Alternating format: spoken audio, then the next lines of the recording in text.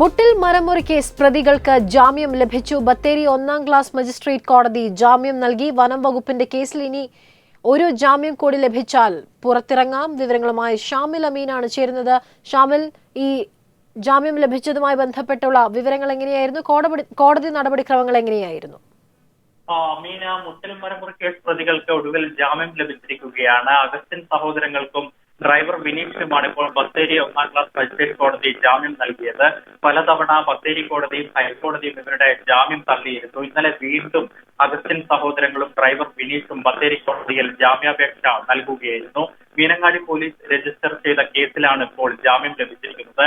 ക്രൈംബ്രാഞ്ചിനാണ് അന്വേഷണ ചുമതല. വനം വകുപ്പിന്റെ കേസിൽ കൂടി ഇനി ജാമ്യം ലഭിച്ചാൽ പ്രതികൾക്ക് പുറത്തിറക്കാം. വനം വകുപ്പിന്റെ കേസിൽ റിമാൻഡ് കാലാവധി അവസാനിക്കുന്നതേയുള്ളൂ. വനം വകുപ്പിന്റെ കേസിൽ കൂടി പ്രതികൾ ഉടൻ ജാമ്യാപേക്ഷ നൽകുമെന്നാണ് നമുക്ക് മനസ്സിലാക്കാൻ സാധിക്കുന്നത്. 2 ദിവസം മുൻപ് ഹൈക്കോടതി പ്രതികളുടെ ജാമ്യ ഹർജികൾ തള്ളിയിരുന്നു. സർക്കാരിന്റെ ഒരു പ്രധാനപ്പെട്ട വാദം, പ്രതികൾ ജാമ്യത്തിൽ പുറത്തിറങ്ങിയാൽ ഗുരുതരമായ കുറ്റകൃത്യങ്ങളാണ് ഇവർ ചെയ്തിരിക്കുന്നത്, ഇവർ തെളിവുകൾ ഇല്ലാതാക്കുമെന്നുള്ള കാര്യങ്ങൾ സർക്കാർ വാദിച്ചിരുന്നു. അപ്പോൾ ഹൈക്കോടതി ചൂണ്ടിക്കാട്ടിയത് പ്രതികളുടെ ജാമ്യ ഹർജികൾ തള്ളുകയാണ്, ബത്തേരി കോടതിക്ക് ഉചിതമായ തീരുമാനമെടുക്കാമെന്നായിരുന്നു. അത്തരത്തിൽ വീണ്ടും ബത്തേരി കോടതിയിൽ പ്രതികൾ ജാമ്യാപേക്ഷ നൽകുകയായിരുന്നു. അത് പരിഗണിക്കവെയാണ് ഇപ്പോൾ പ്രതികൾക്ക് ജാമ്യം നൽകിക്കൊണ്ട് ഉത്തരവിറക്കിയിരിക്കുന്നത്. മുഖ്യപ്രതികളായ അഗസ്റ്റിൻ സഹോദരങ്ങളുടെ റിമാൻഡ് കാലാവധി 60 ദിവസം പിന്നിട്ട ഒരു സാഹചര്യം കൂടിയുണ്ടായിരുന്നു. 10 വർഷത്തിൽ ഷാമിൽ അമീനാണ് വിവരങ്ങൾ നൽകിയത്.